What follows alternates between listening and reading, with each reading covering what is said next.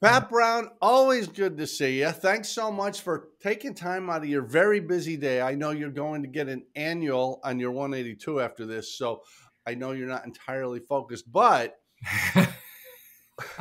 we had a viewer, and I'm thrilled about this. We did a piece on precautionary landings, and one of our viewers, and by the way, a viewer who became a subscriber and clicked like and left a comment. So the perfect kind of viewer said, "Hey, what about a video about declaring emergencies?" And I made a unilateral decision. That's brilliant. Are you with me on this? You have to just, I'm a musician, Jamie. What does unilateral mean? All by myself, a soloist. Oh, that sounds like a song title. Yeah, yeah, it really does. All right. Well, last week you talked about gardening. Now we're talking about music. We should probably get into emergencies. Yeah, we should probably talk about flying in emergencies and that all important word, Mayday, because that's going to come up.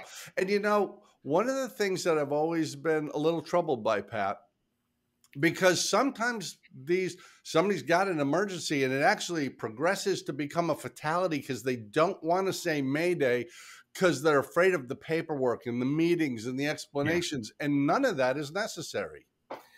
Yeah, that's true. As a matter of fact, there was a really interesting seminar at Oshkosh this year.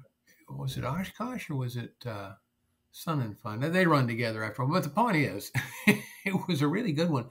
And it was an ATC, I think it was a center controller, but he was talking about the difference between Mayday, Mayday, Mayday, and Pan, Pan, Pan. And his basic contention was it doesn't matter.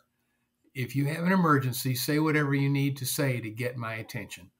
And so he made no distinction between Mayday and Pan, Pan, Pan.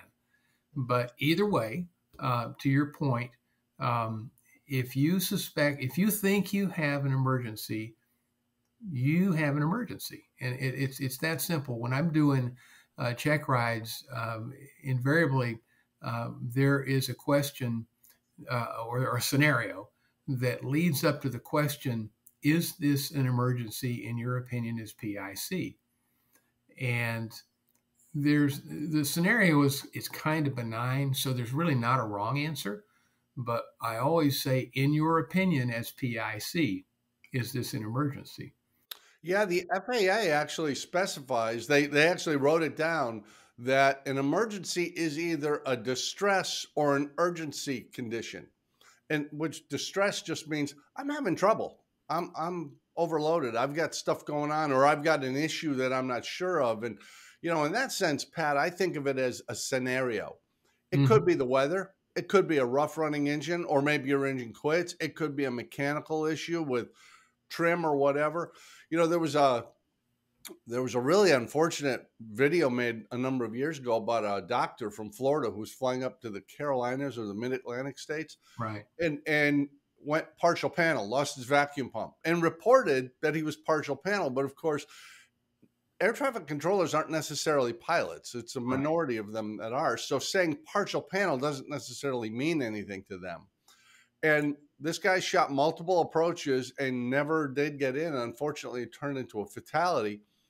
I have to assume if he had said Mayday, that would have changed everything, because ATC's whole role is to provide the support you need. And when you say Mayday, that controller now pays attention to you. Everybody else is off the field and out of the way. You don't have the embarrassment. There's no problem with declaring an emergency if you legitimately feel like you need it. That is true. In our last conversation, we talked about precautionary landings, and the only time that I've actually declared an emergency in all these years of flying was that particular discussion. And it's a long story. I'm not going to tell the entire story here. We don't have enough time. But the lead up to it was a rough running engine in the Comanche. And ATC, I did tell ATC about it, that I wanted to divert to my to a different destination where my mechanic is, which happened to be actually a closer destination than my original destination. So I was going to cut the flight short. And so I just told ATC I wanted to change destinations. I didn't say anything about the engine because I was fairly close. And at 5,500 feet, he wanted to descend me. And at that point, I said, well, I've got a rough running engine intermittently, and I'd really rather stay high as I can for as long as I can. So he left me up as high as he could for as long as he could and tried to descend me again. And I told him, I really am not comfortable with that. So he tried to turn me away from my destination to accommodate incoming traffic to Houston Intercontinental Airport, which is a big, busy Class Bravo airspace airport. And my destination was located essentially underneath the arrival path to the active runway that day. And I just wasn't going to have it. And I just said, unable, I need to declare an emergency. And at that point, he said, proceed direct to your destination, altitude, your discretion. And it was that easy. Yeah, it's gets so overblown in our heads. And I think part of the reason of this, and I'm not casting aspersions, another multisyllabic word that the musicians may not know. What did you call me? I think it comes from CFIs who don't have a lot of experience and have never done it. They may be very good CFIs, but they've never actually experienced this. And they dissuade students from declaring an emergency, unintentionally perhaps, because of the concern about paperwork, or I'm going to have to talk to somebody from our FAA overlords and, all that. And it's just not true.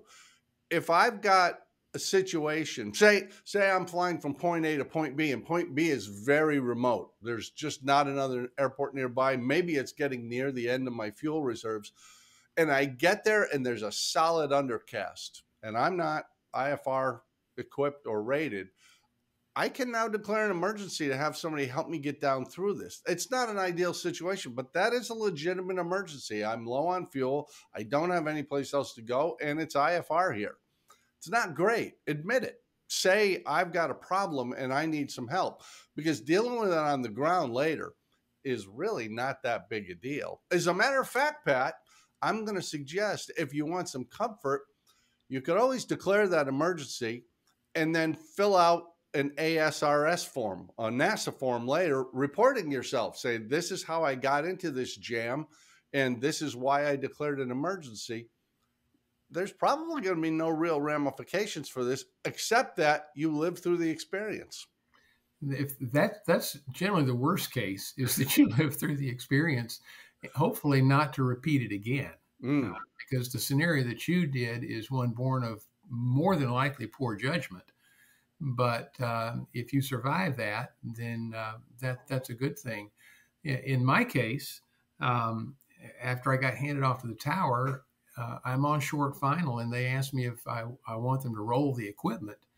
And first of all, I didn't know we even had the equipment on that field, but it was not necessary. I told them, no, it's not necessary. I mean, I'm not coming in a flaming ball or anything like that. I'm just an emergency. And they asked me if I needed assistance off the runway when I landed. No. Taxied over to where my mechanic is, and it turns out that it was just a foul plug. But it was enough to make the engine run rough on an intermittent basis. Well, now I own that airplane with a great partner, and about 2 weeks later, he calls me up and he said, "Did you recently declare an emergency in the Comanche?" I said, "Yeah, I did." And he said, "Well, the FAA has written me a letter about that." He's the first person listed on the registration. Mm-hmm. The FAA sent him a letter about it. He says they want an explanation. What?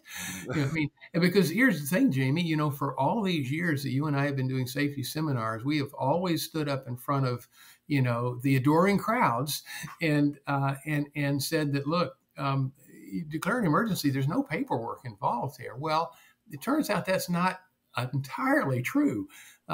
Certainly on a case-by-case basis. So he sends me this letter. My buddy sends me the letter, and it's from a guy at the FSDO who I know casually. Mm-hmm. So I call the guy up. I'll call him Joe, and identified myself, and we chatted for a couple of minutes, and I said, Joe, so you sent me a letter. He said, I send lots of letters. He's I don't know if that's good or bad. I send lots of letters. What's it about? I said an emergency. So I send a lot of emergency letters out. Anyway, bottom line was we figured out what it was. He says, oh yeah. He said, okay, get a pencil and piece of paper here because this is going to get complicated. Oh, geez, now my heart's just pounding. And he said, look, write me about 2 lines that said what happened and what was the resolution. Okay, what else? That's it. Yep. He was just messing with me because we knew each other a little bit. And that it's not really that big a deal. I mean, it's a serious situation in the moment for that pilot in that scenario. Yeah. Maybe other people could handle it. And as you say, that scenario I just outlined, that's bad judgment. But people have bad judgment. Once you've gotten into that situation, admit it. Don't just keep going down that road and getting worse and worse and tired and running low on fuel. And now you're really in a jam. Say Mayday, Mayday, Mayday. And by the way, Pat, we say it 3 times because we don't want to get stepped on or have something happen where the controller doesn't hear it. If we say it 3 times, that takes enough time. The odds are the controller is going to hear that word Mayday, and that will get their attention. That will get their attention in a heartbeat. I think the bottom line for our discussion today, Jamie, is if you think you have an emergency, don't be bashful. Declare that you have an emergency. There's very little ramification on the other end of it, other than, as you said, you survive it and have a story to tell. Yeah, and this goes back to one of the big things. You've got your 4 things that lead to accidents. I have my 1. People fear embarrassment. They don't want to admit, I got myself in a jam. I'm lost. I'm not sure what to do. I'm having trouble flying the airplane and I don't know why. Just admit it. You have a whole support staff on the ground. And man, I'm telling you, you say Mayday, Mayday, Mayday, you have a controller working with just you. Everybody else is out of the way. You can do whatever you have to do to deal with this problem. And basically, you have a get out of jail free card. Just deal with it and survive the situation. You're right. If you think you've got a problem, say so. Yeah. And you got a reg that backs you up, basically, that says you have the authority to deviate from any regulation as necessary to complete the flight safely. That's true. And even in the AIM, the Aeronautical Information Manual, there's a section in there that says don't let a distress situation progress into an urgency situation. They're basically saying if you're feeling overloaded or you've got a problem, you've got a rough running engine and you don't know what it is and you don't want it to progress, declare that emergency now rather than just go, well, I'll see if it gets better. And then the engine quits and you're over the mountains or the water or someplace you really don't want to be. Yep. Even the FAA says just declare the emergency, deal with it before it gets worse. There's no downside and nobody's going to make fun of you for that. Airline pilots do it. Fighter pilots do it. People say, I got a problem because they have a problem. That's exactly right. Pat, I think we've solved this issue. I think everybody now knows that they should declare an emergency if they need to. And of course, they know that they should subscribe to the channel like the viewer who told us to do this. And click like and make a comment, probably a comment somewhere along the lines of, gee, Pat Brown is a brilliant individual. I'm so glad I saw this. I have no words. Well, hey, why don't you go off and get an annual done on your 182, and we will all cross our fingers that the bill is significantly lower than you expected. Thank you so much. Send good vibes my way. You're back in the air in no time. All right. Adios, my friend. Pat, thanks so much. See you next time. Later.